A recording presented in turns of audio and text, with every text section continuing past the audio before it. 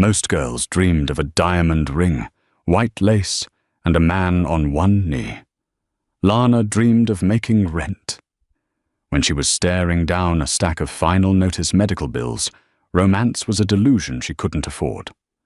So, when the heir to the city's most violent syndicate offered to buy her life for 12 months, she didn't see a monster. She saw a lifeline. It was supposed to be a business deal, clean, cold, temporary. Until the night his mouth crashed onto hers, and the lie became the most dangerous truth of all. The fluorescent lights in the St. Jude Urgent Care Clinic didn't just illuminate you, they interrogated you. They cast a sickly yellow hue over the peeling linoleum, highlighting every speck of dirt the janitor missed. At 3 a.m, the waiting room was usually a sanctuary for the city's ghosts, drunks sleeping off a bender, insomniacs staring at the mute television, and Lana. Lana was 26, running on 4 hours of sleep and mainlining coffee that tasted like battery acid. She was wiping down the intake counter with a bleach rag when the automatic doors hissed open. The cold October wind blew in, carrying the scent of rain, exhaust, and copper. 2 men walked in. Actually, 1 man walked, the other was practically carrying him. "We need a room," the standing one said. He wore a leather jacket that cost more than her car, and his eyes were darting toward the street. Now, Lana didn't hit the panic button under the desk. Panic buttons meant police. Police meant questions, and questions meant paperwork she didn't want to do. She looked at the man being supported. He was tall, broad shoulders beneath a ruined charcoal suit.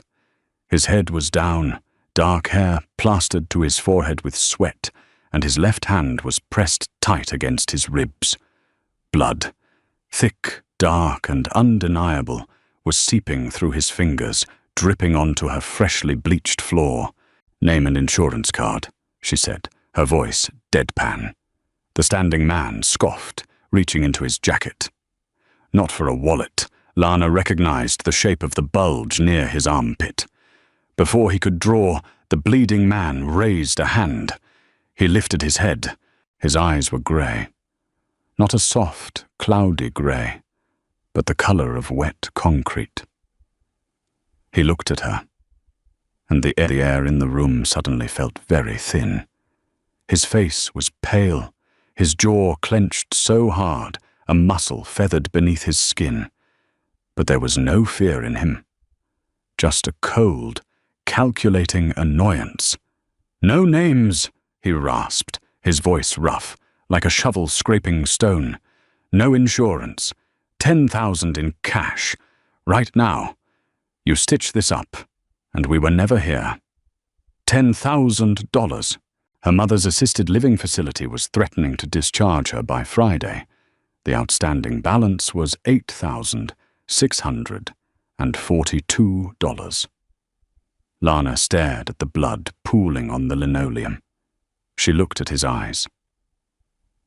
"Room 3, she said, tossing the bleach rag into the trash. "Keep pressure on it." She locked the front doors, flipped the open sign to closed, and followed them back.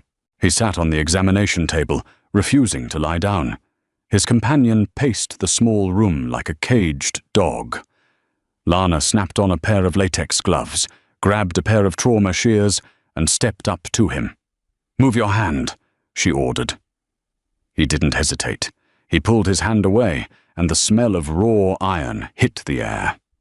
She cut away the ruined fabric of his shirt. It was a clean through-and-through puncture. A bullet. Small caliber, but it had torn through the meat of his side, grazing the ribs. "You're lucky," she muttered, grabbing the iodine. "An inch to the left, and your lung would be filling with blood right now. This is going to burn." She poured the iodine directly over the wound. He didn't scream. He didn't even flinch. His jaw locked tighter, a sharp intake of breath hissing through his teeth. But his grey eyes stayed locked on her face. He was watching her work. watching her hands. "You don't shake," he noted. "It's just meat," she replied, threading a curved needle with local anesthetic. "I've seen worse. Hold still." For the next 20 minutes, the only sounds in the room were the hum of the fluorescent tubes and the wet, tearing sound of the sutures pulling through his skin. Lana worked with mechanical efficiency. She didn't ask who shot him. She didn't ask who he was. She just tied the knots, snipped the thread, and wrapped his torso in thick white gauze. "Done," she said, peeling off her gloves and throwing them in the biohazard bin. "Keep it clean. Don't lift anything heavier than a coffee mug for 2 weeks. If it gets warm to the touch or starts oozing yellow, you have an infection. At that point, you go to a real hospital, or you die. Your choice." His companion tossed a thick manila envelope onto the metal counter. The bleeding man buttoned his ruined shirt over the bandages. He stood up. He was a full head taller than Lana, and up close, the scent of expensive cologne fought through the smell of blood. "You didn't ask any questions," he said softly. "I don't care enough to ask," she answered, meeting his stare. "Take your envelope and get out. I have to mop the floor before my shift ends." A tiny, almost imperceptible smirk touched the corner of his mouth. It wasn't a friendly smile. It was the look of a man who had just found something interesting in the dirt. "Have a good night, nurse," he said. They walked out into the rain. Lana locked the door behind them, opened the envelope, and counted the stacks of $100 bills. 10,000 exactly. She didn't feel relief. She felt a heavy, sinking stone in her gut. You don't take dirty money without some of the dirt rubbing off on you. It took him exactly 6 days to find her. Lana was sitting in a booth at a diner 3 blocks from her apartment. It was a Tuesday afternoon. The rain hadn't stopped all week, turning the city into a grey, blurred watercolor. She was eating cold fries and staring at a spreadsheet on her laptop, trying to figure out how far the remaining $1,400 would stretch. The bell above the diner door jingled. The ambient chatter in the room slowly died down, replaced by the clatter of silverware and nervous silence. She didn't need to look up. She felt him before she saw him. He slid into the vinyl booth across from her. No blood this time. He wore a tailored navy suit that fit perfectly over his broad shoulders, a crisp white shirt, and a tie that probably cost a month of her salary. His hair was styled, his face shaved. The bruising around his jaw had faded to a dull yellow. "Victor," the waitress whispered, her hand shaking as she offered a menu. "Just black coffee, Rita." "Thank you," he said. His voice was smooth now, lacking the gravel of pain. Victor. Lana didn't know his last name, but she didn't need to. In this city, if people stopped talking when a man named Victor walked into a room, you knew exactly who he was. Victor Rossi. The Rossi family owned the docks, the unions, and half the politicians in the state. "You stalk all the women who stitch you up in the middle of the night?" she asked, closing her laptop. He leaned back, resting his arms on the table. The cuff of his shirt pulled back just enough to reveal a heavy gold watch. "Only the ones who don't blink when they see a bullet wound." Lana Hayes, 26, unmarried, no kids. You dropped out of med school in your 3rd year to take care of your mother when the dementia set in. You work 2 jobs, sleep an average of 4 hours a night, and you have 0 criminal record. Her stomach tightened, but she kept her face blank. "Congratulations, you know how to use Google." "I know how to use people," he corrected gently. Rita dropped the coffee on the table and scurried away. Victor took a slow sip, his grey eyes pinning Lana to the vinyl seat. "I have a problem, Lana, and I think you are the solution. I'm not a hitman." "I have plenty of those," he said dryly. "I need something much rarer. I need a fiancé." She stared at him. The rain lashed against the diner window. A siren wailed in the distance. She waited for the punchline, but his face was carved from marble. "Are you insane?" she finally asked. "Pragmatic," Victor replied. "My father died 3 months ago. The transition of power has not been smooth. The old men on the commission, the men who control the legitimate businesses, the offshore accounts, the real estate, they think I'm too volatile, too young, too reckless. They won't hand over the keys to the kingdom until they feel I'm anchored." "And a wife anchors you. A specific kind of wife," he said, leaning forward. "Not a Mafia princess. Not a gold digger who will end up on the front page of the tabloids throwing a martini in my face. They want to see a grounded, stable, respectable man. I need a woman with a spotless background, a woman who works hard, pays her taxes, and looks like a saint. I'm not a saint. You're a nurse who takes care of her dying mother," he said. "To them you're Mother Teresa. Here is the deal. We announce our engagement. We make public appearances. We host dinners. You smile, you hold my hand, and you act like you love me. We get married on paper. 1 year, 365 days. After that, we divorce quietly, citing irreconcilable differences." "And why the hell would I do that?" she asked, her voice rising a fraction. "Why would I put a target on my back for your family politics?" Victor reached inside his jacket. He pulled out a folded piece of paper and slid it across the table. She didn't want to look. She looked anyway.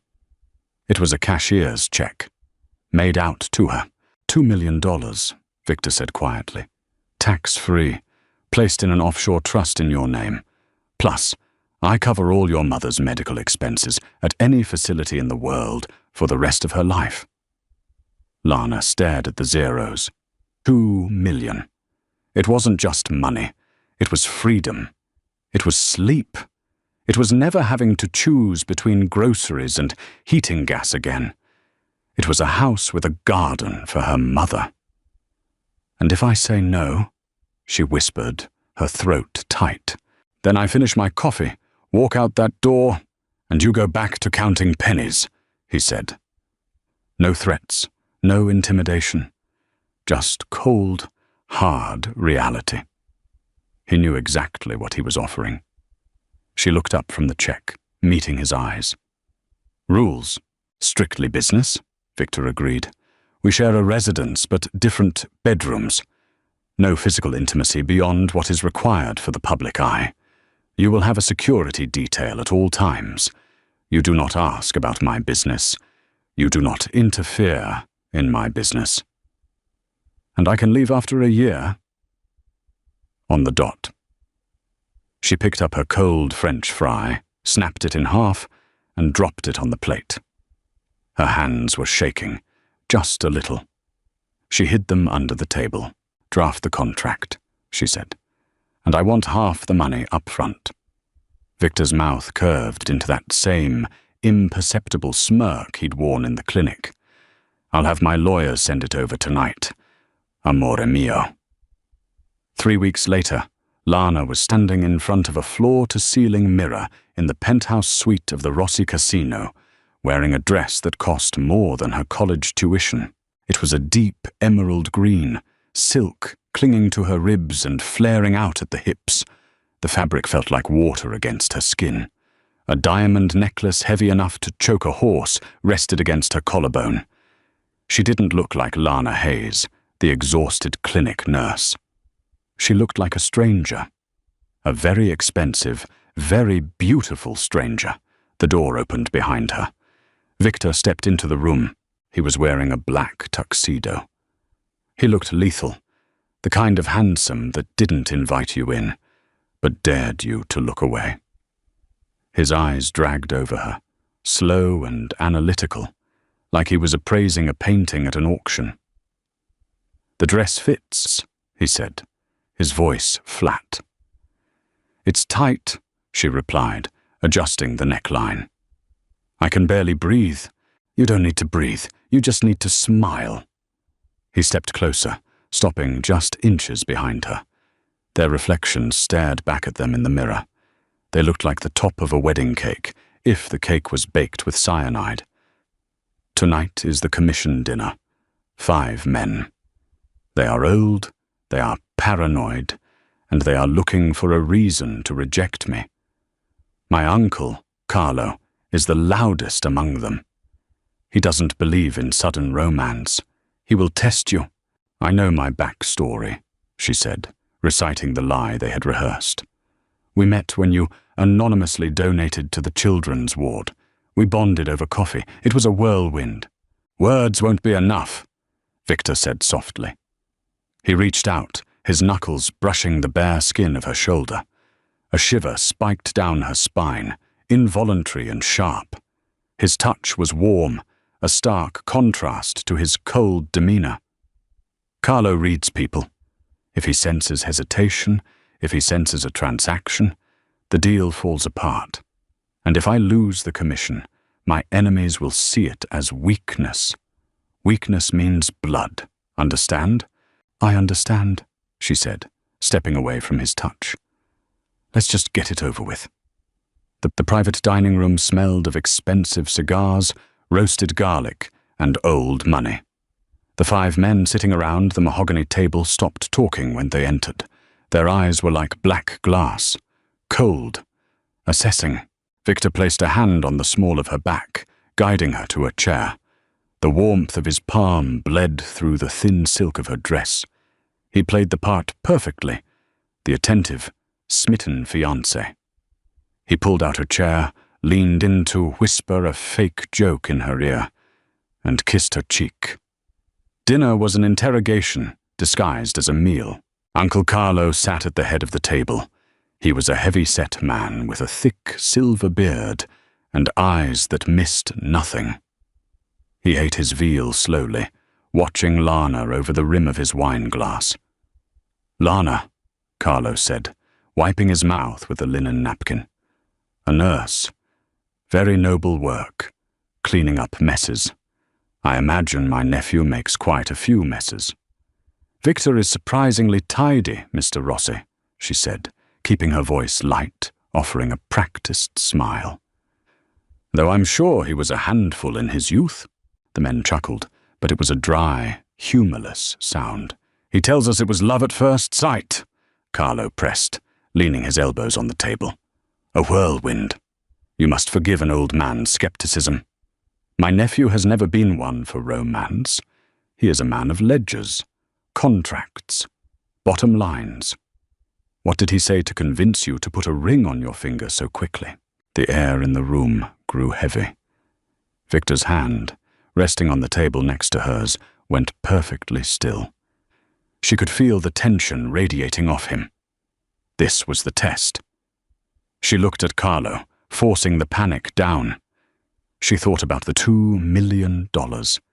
She thought about her mother's safe, warm room. She reached out and placed her hand over Victor's. "He didn't have to say anything, Mr. Rossi," she said softly, looking at Victor. She channeled every ounce of acting ability she had. She softened her eyes. She let a small, fond smile touch her lips. "Victor in public is very different from Victor in private. He pretends to be cold, but when it's just us, he's the only person who makes me feel safe. When you find that, you don't wait." Carlo stared at her for a long, suffocating moment. Then a slow, ugly smile spread across his face. "Beautiful words," Carlo said, raising his glass. "But words are cheap, my dear. I see how you sit. Stiff. Careful. A woman in love leans into her man. A woman in love can't keep her hands off him." Carlo gestured with his wine glass. Show me this great love." The room went dead silent. The clinking of silverware stopped. Victor stiffened beside her, his jaw locked. "Carlo, you're drunk," Victor said, his voice dropping to a dangerous, icy register. "Do not disrespect my fiancée. I am merely asking for a toast," Carlo boomed, slamming his hand on the table. "A kiss for the happy couple, unless, of course, the bride is shy or repulsed." It was a trap. If Victor refused, it confirmed Carlo's suspicion. If they fumbled, they would smell the lie. Before Victor could speak, before the violence she saw brewing in his grey eyes could spill over into the room, Lana turned to him. She grabbed the lapels of his tuxedo jacket. Victor's eyes widened a fraction of an inch, the only sign of surprise he allowed. She didn't close her eyes. She wanted him to see her. She wanted him to know this was part of the job. She pulled him down, tilting her head, and pressed her mouth to his. It was supposed to be a stage kiss, closed lips, a firm press, a believable fake. But the moment her lips touched his, the script caught fire. Victor didn't just accept the kiss, he took control of it. His large hand came up, wrapping around the back of her neck, his fingers tangling in her hair to hold her in place. The kiss shifted from a performance to an ambush. His mouth was demanding, hot and tasting of expensive red wine and danger. Her breath hitched, a soft gasp escaping her, and he used the opening. The kiss deepened, sweeping away the sterile walls of their contract, shattering the cold, businesslike detachment they had built. Her heart slammed against her ribs, not from fear, from a sudden, terrifying jolt of electricity that wired straight down to her toes. Her hands, which had been holding his lapels strictly for leverage, instinctively slid up his chest, feeling the heavy, rapid thumping of his heart beneath the fine fabric. He wasn't calm. He was burning up. His thumb stroked the sensitive skin just beneath her ear, a touch so tender it contrasted violently with the possessive crush of his mouth. For 3 seconds, the room, the commission, and Uncle Carlo ceased to exist. There was only the taste of him, the heat radiating off his body, and the dizzying realization that she didn't want him to stop. When he finally pulled away, he didn't go far. He rested his forehead against hers, his breathing visibly shallow. His concrete grey eyes were blown wide, the pupils dilated, staring into hers with a look she couldn't decipher. It wasn't cold. It wasn't calculating. It was entirely unguarded. They stayed like that for a heartbeat too long. A slow clap broke the silence. Carlo. "Well," the old man chuckled, raising his glass higher. "I stand corrected." To the happy couple, Lana turned back to the table, her lips tingling, her face flushed with genuine heat. She reached for her water glass, her hand trembling so badly she almost tipped it over. She looked at Victor. He was already staring at her, wiping a smudge of her red lipstick from the corner of his mouth with his thumb. The contract said no physical intimacy beyond what was required. But as she sat there, trying to steady her breathing, she realized the terrifying truth. The kiss was required, but the way it made her feel wasn't in the paperwork. The fake fiancé act had just crossed a line, and neither of them knew how to walk it back. Cardboard boxes always smell like failure. Lana was packing her life into 4 of them. 5 years in a cramped, drafty apartment above a dry cleaner, reduced to a stack of folded scrubs, a coffee maker with a cracked carafe, and a framed photograph of her mother before her mind began to dissolve. It was 8 a.m. on a Thursday, 12 hours since the kiss. Her lips still felt bruised. Every time she stopped moving, every time the silence of her apartment crept in, her brain replayed the heat of his mouth, the weight of his hand on her neck. She scrubbed her face with cold water, staring at the dark circles under her eyes in the bathroom mirror. "It's $2 million, she told her reflection. "It was a performance. Do your job. A black SUV idled on the street below. Her escort. Moving day wasn't a suggestion. It was a clause in page 4 of the contract. The Rossi estate was located on the North Shore, a sprawling limestone fortress hidden behind high wrought-iron gates and ancient oak trees. It didn't look like a home. It looked like a consulate. Cameras tracked their arrival. Men in dark suits and earpieces patrolled the perimeter. A housekeeper named Mrs. Gable, a stoic woman who looked like she could snap a man's neck while folding laundry, showed Lana to her room. It wasn't a room. It was a wing. The bed was larger than her entire previous kitchen. The sheets were high thread count silk, the furniture heavy mahogany. It was beautiful, and it was entirely suffocating.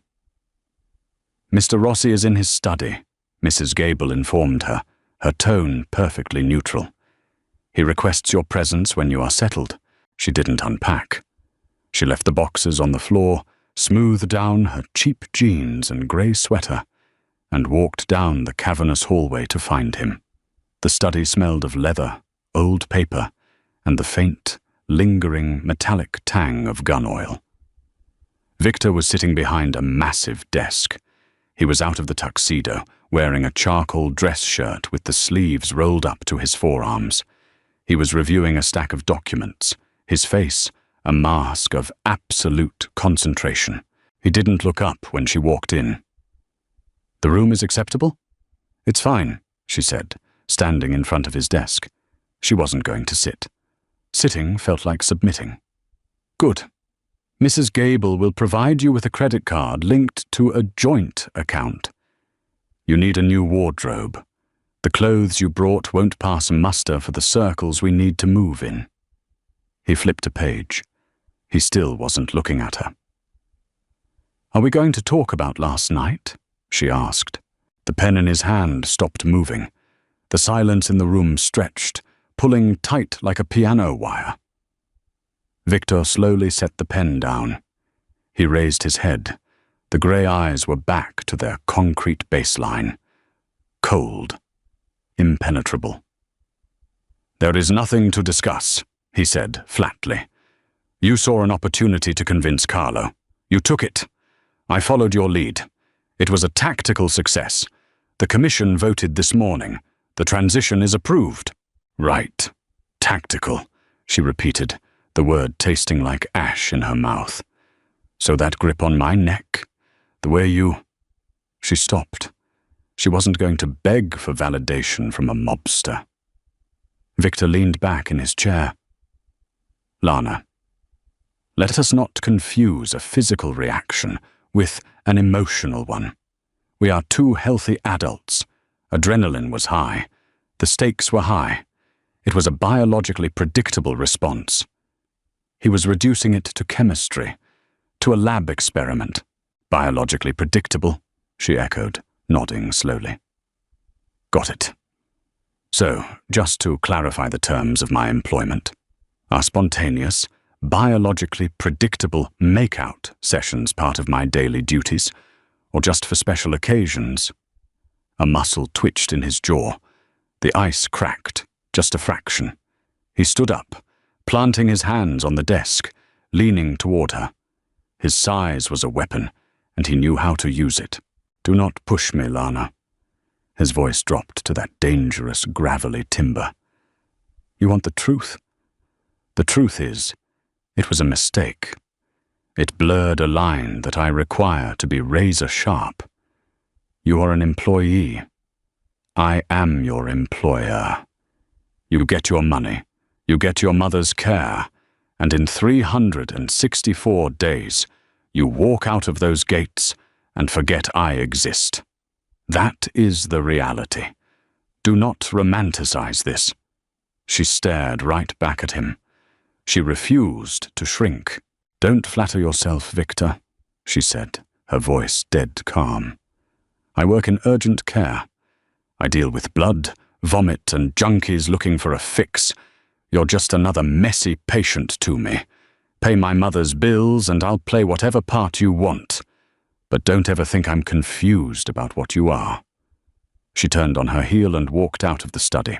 Her spine was rigid, her chin high, but as she closed the heavy oak doors behind her, her hands were shaking. He was right. It was a contract.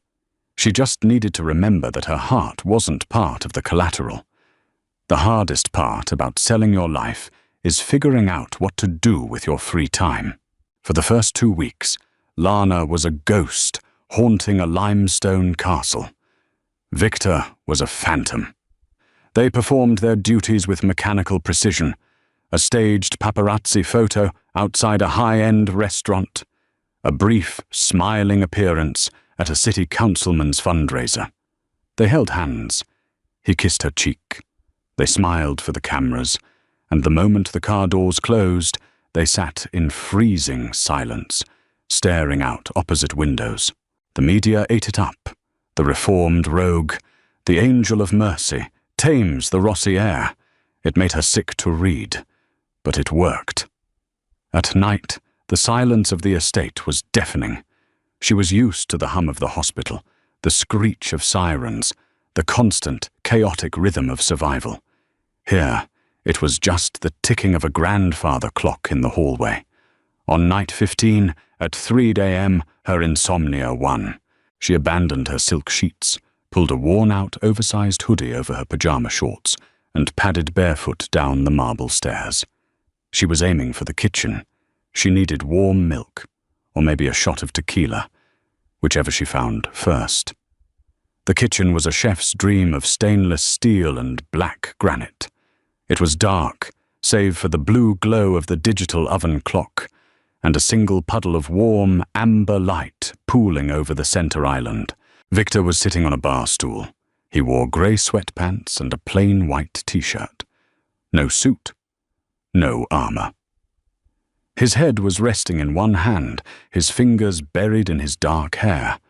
A tumbler of amber liquid sat untouched in front of him, next to an open, battered leather ledger. He didn't reach for a gun when she walked in. He didn't even flinch. He just lifted his head, his eyes heavy with a fatigue she recognized instantly. It was the bone-deep exhaustion of someone carrying a weight they couldn't put down. "You shouldn't be wandering the house at night," he said, his voice raspy. "I couldn't sleep," she replied, walking past him to the industrial refrigerator. She opened it, the cold air washing over her bare legs. "You look terrible." "Thank you." She grabbed a carton of milk, poured it into a mug, and stuck it in the microwave. She leaned against the counter, crossing her arms, watching him. Without the tailored suits and the gel in his hair, he looked younger. And infinitely more dangerous, because he looked human. She noticed a jagged, pale scar running up his right forearm, disappearing under the sleeve of his t-shirt. It wasn't a bullet wound. It looked like a blade. "Nightmares?" she asked, nodding toward his glass. Victor looked at the ledger, then at the scotch. Ledgers, numbers, names. The things my father left behind. I thought the commission approved the transition. They did. He rubbed his eyes. That just means they won't actively try to kill me. It doesn't mean they'll make it easy. My father built this empire on loyalty, but loyalty died with him. Now it's just fear, and fear requires constant maintenance. It was the most he had spoken to her without an audience since the diner. The microwave beeped. She pulled out her mug. She walked over to the island and sat on the stool opposite him. "Why did you take it?" she asked, blowing on the hot milk. "If it's just a burden, you have money. You could have walked away." Victor let out a short, humorless laugh. "You don't walk away from this life, Lana. You bleed out of it. If I stepped down, my uncle would have taken over. Carlo is a butcher. He would have started a war with the North Side within a week. The streets would be flooded with collateral damage." He looked at her, really looked at her. and she saw the barest hint of vulnerability in those concrete eyes. "I am a violent man," Victor stated, stating a fact, not offering an apology. "I know what I am, but I am controlled. I keep the violence contained to the people who deserve it. If I let go of the reins, the monster gets out of the cage." She took a sip of her milk. The silence between them wasn't freezing anymore. It was just quiet. "How is your mother?" he asked suddenly. She blinked, thrown by the pivot. "She's comfortable. The new facility in Switzerland is incredible. The nurses are kind. She doesn't know who I am anymore, but she's not afraid." Her throat tightened. She swallowed hard, hating the sting of tears behind her eyes. She didn't cry. Crying was a luxury.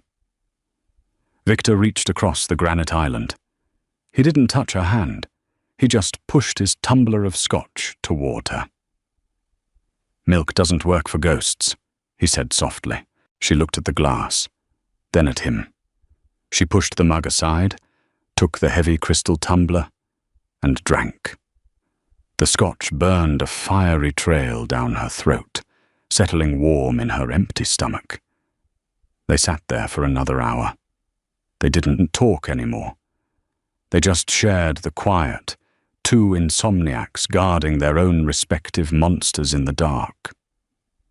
When she finally went back to her room, the house didn't feel quite so cold. And that terrified her more than anything. Week 6. The autumn gala for the city orphanage. It was the social event of the season, a place where the city's elite gathered to out-donate each other while drinking champagne that cost more than a Honda. It was also neutral ground. The unspoken rule of the underworld was that you didn't shed blood at charity events where the mayor was present. Lana wore a backless crimson gown that clung to her body like a second skin. Victor wore a midnight blue tuxedo. They were the undisputed center of attention.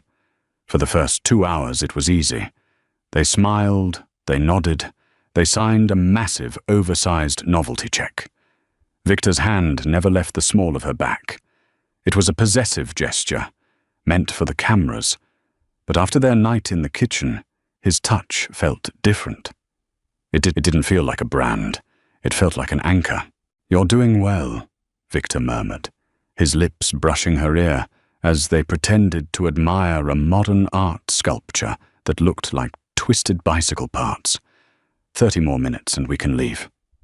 "Good. My heels are planning a mutiny," she whispered back. He actually smiled, a real, genuine smile that crinkled the corners of his eyes. It altered his entire face, making her breath hitch in her chest. Before she could process the reaction, the air in the room seemed to curdle. Victor's smile vanished. His spine went rigid, and his hand on her back tightened, pulling her flush against his side. She followed his gaze. A man was walking towards them. He was impeccably dressed, perhaps 10 years older than Victor, with slicked-back dark hair and a smile that looked like a razor blade. "Leo Moretti," Victor said under his breath, the name sounding like a curse. The Moretti family controlled the narcotics trade on the east side. They were the rivals Victor had mentioned, the ones Carlo would have gone to war with. "Victor, my boy!" Moretti boomed, opening his arms wide. He ignored the tension radiating from Victor and stepped into their personal space. "I was beginning to think you'd become a monk. And this?" Moretti's eyes slid to Lana. They were oily, scanning her up and down with blatant, uncomfortable hunger. "Must be the famous Lana." "Moretti," Victor said, his voice dropping to that lethal octave. He didn't offer his hand. "Such a beautiful girl," Moretti continued, unbothered by the slight. He stepped closer to her. "A nurse, they tell me. How fascinating. Tell me, Lana, does my young friend here treat you well? He has a reputation for breaking his toys." "Victor treats me perfectly, Mr. Moretti," she said, keeping her chin up, refusing to break eye contact. She recognized the type.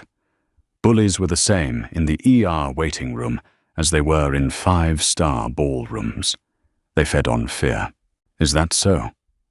Moretti reached out. He didn't go for a handshake. He reached for her face, his fingers aiming to trace her jawline. He never made contact. Victor moved faster than she could track. 1 second, he was standing beside her. The next, he had Moretti by the wrist. The movement wasn't violent, but the grip was. The knuckles of Victor's hand went white. The jovial mask on Moretti's face shattered, replaced by a grimace of sharp, sudden pain. The ambient noise of the gala faded. The people nearest to them stopped talking, stepping back. Security guards in the corners of the room shifted, hands resting near their suit jackets. "Do not touch her," Victor said. The words weren't loud. They were a whisper, cold and deadly as a scalpel. "A bit overprotective, aren't we, Victor?" Moretti hissed, trying to pull his hand back. He couldn't. Victor held him like a vice. "It was just a compliment. Keep your compliments to yourself. Keep your hands in your pockets. And keep your eyes off my fiancée," Victor said.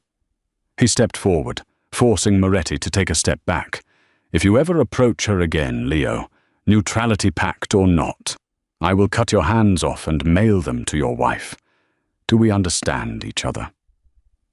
Moretti stared at him, shock mingling with fury. He looked at Victor's eyes and saw the absolute truth in the threat. Victor released his wrist, shoving Moretti's arm back toward him in disgust. Moretti rubbed his wrist, his face flushed. "You're getting soft, Rossi. The old man would be ashamed. A woman is a liability. You just showed the whole room where your throat is." Moretti turned and stalked away into the crowd. Lana's heart was hammering against her ribs like a trapped bird. The adrenaline was a toxic rush in her veins. Victor didn't look at the crowd. He turned to her. His chest was heaving slightly, the pristine mask of the mob boss completely fractured. His eyes were wide, scanning her face, checking for panic. "Are you all right?" he demanded, his voice thick with an emotion she couldn't place. She looked at him. She looked at the man who had just risked a gang war over a fake fiancée. Moretti was right. Victor had just broadcasted a weakness, but looking at the fierce, unyielding protectiveness in his eyes, she realized the terrifying flaw in their perfect contract. It wasn't a performance anymore. "I'm fine," she breathed, her voice trembling. Victor didn't say another word. He grabbed her hand, lacing his fingers tightly through hers, and pulled her toward the exit. He didn't care about the cameras. He didn't care about the optics. He just needed to get her out. As they walked out into the freezing October night, the truth hit her with the force of a physical blow.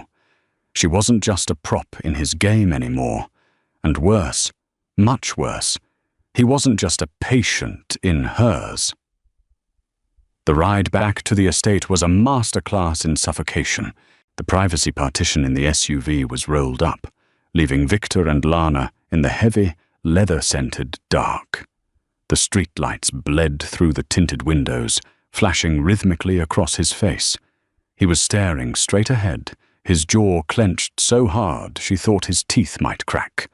He had just painted a bullseye on her back to the worst kind of men, and they both knew it.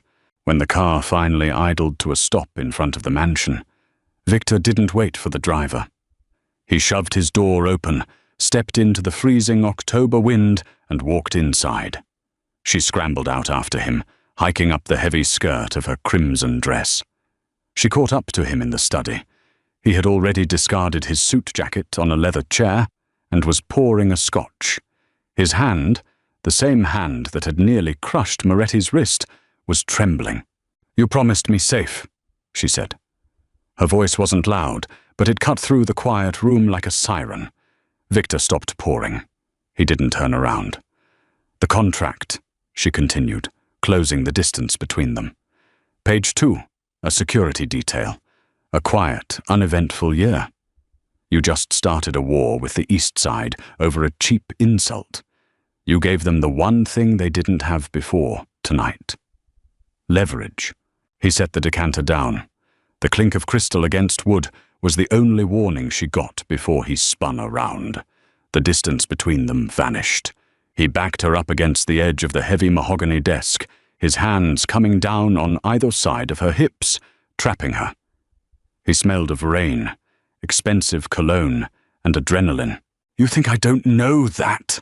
he snarled, his voice a raw, jagged whisper. His grey eyes were entirely unmoored, frantic in a way she had never seen. "You think I haven't spent the last 40 minutes calculating exactly how many men I need to position around this house, around your mother's clinic in Switzerland? Then why did you do it?" She pushed back, her hands planting on his chest. She felt his heart hammering against her palms. "You're the man of ledgers. You calculate everything. What was the tactical advantage of threatening Leo Moretti?" "There wasn't one," Victor shouted. The sheer volume of it shocked them both into silence. He dropped his head, his breathing harsh and ragged. He stayed there for a long moment, staring at the floor, before slowly lifting his gaze to meet hers. The anger was gone. What was left behind was terrifyingly fragile. "There was no tactic, Lana," he said, his voice dropping to a broken gravel. "He was touching you. He was looking at you like you were something he could buy and break. I saw his hand reaching for your face, and the only thought in my head was how long it would take me to snap his neck." He lifted a hand, hesitating for a fraction of a second, before resting his palm against her cheek. His thumb brushed over her cheekbone. It was the softest touch from the most violent man she had ever known. "You are my blind spot," he whispered. "You were supposed to be a transaction, a shield to keep the commission off my back. But every time I look at you, I forget the rules. I forget the contract." She should have pushed him away. She should have reminded him of the $2 million and the strict boundaries of their arrangement. She was a cynical, exhausted nurse who knew better than to bet her life on a mob boss with a target on his back. But as his thumb traced her lower lip, the cynicism evaporated. "Victor," she breathed. "Tell me to step back," he murmured, leaning in until she could feel the heat of his breath. "Tell me this is just a job, Lana. Tell me to walk away, and I swear to God, I will never cross the line again." She looked at his bruised knuckles. She looked at the dark, exhausted circles under his eyes. He was offering her an exit. She grabbed his tie and pulled him down. The kiss at the dinner table had been a performance that accidentally caught fire. This was an inferno. There was no audience, no Uncle Carlo to impress. Just them. His mouth crushed against hers, desperate and hungry. His hand slid to her waist, lifting her effortlessly onto the edge of the desk. Her legs wrapped around his hips, pulling him flush against her. He tasted like scotch and desperation. Her fingers tangled in his dark hair, ruining the perfect, untouchable image he presented to the world. He kissed her like a drowning man stealing his last breath. It was messy, breathless, and entirely real. When he finally broke the kiss, his forehead rested against hers, both of them gasping for air in the quiet study. "This wins the contract," she whispered against his lips. "I'll burn it," he answered, before pulling her back into the dark. The illusion of safety shattered exactly 12 days later. She was in the kitchen, nursing a black coffee, when the front gates of the estate groaned open. She looked out the bay window. A convoy of 5 black town cars snaked up the driveway. Victor was in his study. By the time Lana reached the foyer, Mrs. Gable was already opening the front doors. Uncle Carlo walked in. He wasn't alone. Leo Moretti flanked his right side, flanked by half a dozen men whose suits bulged terribly at the shoulders. Her blood ran cold. The commission rules were strict. No rival bosses on family property without a formal invitation. This wasn't a visit. This was a coup. "Where is my nephew?" Carlo demanded, not looking at Mrs. Gable. His eyes found Lana standing on the stairs. He offered a cold, satisfied smile. "Ah, the nurse. Still playing house, I see." The doors to the study swung open. Victor stepped out. He was dressed in a simple black button-down and trousers, but his posture was coiled steel. "Uncle," Victor said, his voice dangerously calm. "Leo, you are trespassing." "We are intervening," Carlo corrected, stepping into the center of the foyer. The armed men fanned out behind him. "The commission convened an emergency meeting this morning, Victor. Without you. Your display at the gala was a disgrace. You threatened an ally over a piece of skirt. You've shown the entire city that you are ruled by your temper, not your head." "And the commission decided to send you to correct me?" Victor asked, walking slowly toward the base of the stairs, positioning himself between Lana and the intruders. "They voted, Victor," Moretti chimed in, his oily smile firmly in place. "A unanimous decision. You are unfit to lead the Rossi family. Carlo is stepping in as acting head. You are to surrender the estate, the accounts, and the territory. If you do it quietly, we let you walk away. You can even take the nurse with you." It was the ultimate trap. They had used Victor's protection of her as the exact leverage needed to strip him of his power. "You brought gunmen into my home," Victor noted, looking at the thugs. "A necessary precaution," Carlo said. "Hand over the ledgers, Victor. It's over." Victor didn't reach for a weapon. He didn't shout. Instead, a slow, dark smirk spread across his face. It was the same look he gave Lana the night he walked into her clinic, bleeding from a gunshot wound. "You wanted a man of ledgers, Uncle," Victor said softly. "A man who focuses on the bottom line. It's funny, when I took over Father's accounts, I found a lot of discrepancies. Millions of dollars bleeding out of the dock unions over the last 5 years. Carlo's arrogant smile faltered. "Just a fraction. Your father was sloppy in his old age." "My father was exact," Victor countered. He reached into his pocket and pulled out a small black flash drive. He held it up by a silver chain. "I spent the last 3 months tracking the ghost accounts. They didn't lead to my father's mistakes. They led to a shell company in the Caymans, a company registered to your wife's maiden name, Carlo." The foyer went dead silent. The thugs behind Carlo exchanged nervous glances. Stealing from the family wasn't just a fireable offense in the syndicate. It was a death sentence.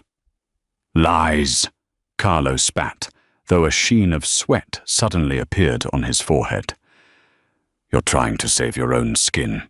Victor ignored him, turning his gaze to Moretti.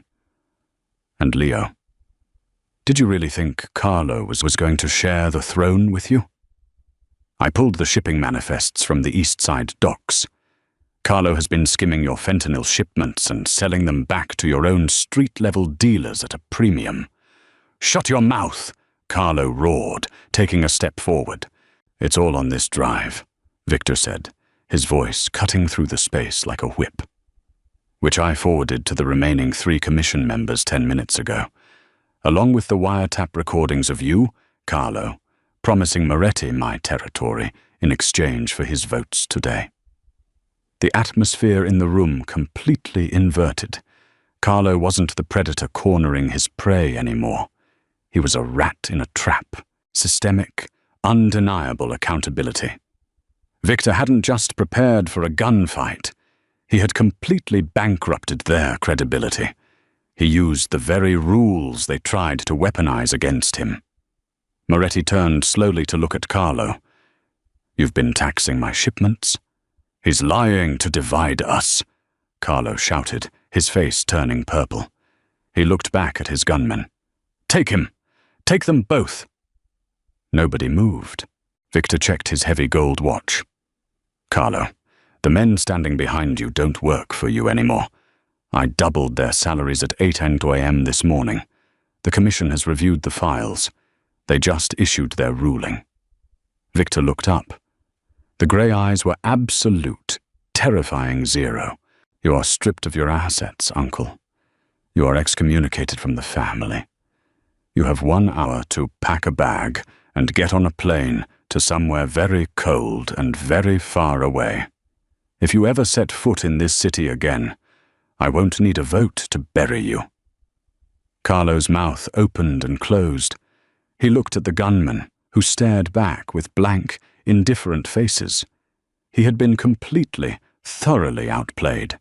The arrogance that had fueled him for decades crumbled in a matter of seconds. He turned, pushing past his own men, and walked out the door, a broken, exiled old man facing the absolute ruin of his own karma. Moretti cleared his throat, trying to salvage his pride. Well, it seems this was an internal family matter after all. "I'll be taking my leave, Rossi." "Leo," Victor called out. Moretti stopped. "The next time you look at my fiancée, I will make sure the IRS receives the second flash drive. Get out." Moretti didn't say a word. He practically sprinted to the cars. When the front doors finally clicked shut, the silence in the foyer was deafening. Victor stood at the bottom of the stairs, the absolute master of his empire.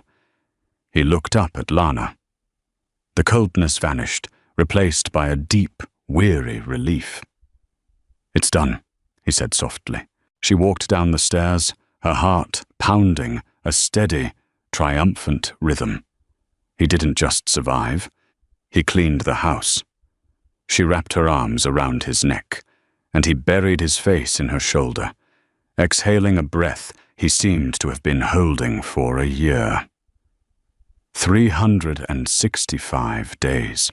The cardboard boxes were back, 4 of them, sitting exactly in the center of the massive Persian rug in her bedroom. They smelled the same as they had a year ago, like dust, cheap corrugated paper, and impending reality. Lana stood in the center of the room, holding a stack of faded scrubs. The year was up. Today was October 14th. The contract had officially expired at midnight. Her phone buzzed on the nightstand. It was an automated email alert from the offshore bank. The trust had fully vested. $2 million sat neatly under her name. A second email sat below it, a quarterly update from the clinic in Switzerland. Her mother was thriving. She had spent the afternoon painting in the conservatory. The facility was paid up for the next 20 years. She had everything she had originally bargained for. She had won. So why did her chest feel like it was caving in? She dropped the scrubs into the nearest box and reached for the packing tape. The sharp, tearing sound of the adhesive ripping off the roll echoed in the quiet room. It sounded violent. The past 6 months had been a strange, beautiful paradox. Following the exile of Uncle Carlo, the syndicate went dead quiet. Victor systematically restructured his empire. He severed the rotting limbs of the organization, burying the violent elements so deeply beneath layers of legitimate shipping and real estate companies that they rarely saw daylight. He didn't come home smelling of copper and cordite anymore. He came home smelling of espresso and printer ink, and behind closed doors the performance had slowly stopped. They didn't talk about it. They just lived it. She stopped retreating to her wing of the estate after dinner. They shared takeout over the kitchen island at 2 a.m. She read cheap paperback thrillers on the leather sofa in his study while he reviewed contracts. She had memorized the exact, steady rhythm of his breathing and the rough texture of the scar on his forearm. She knew he took his coffee black. She knew he hated the smell of lavender.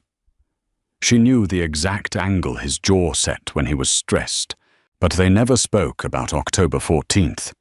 They both ignored the calendar, playing a dangerous game of chicken with the expiration date.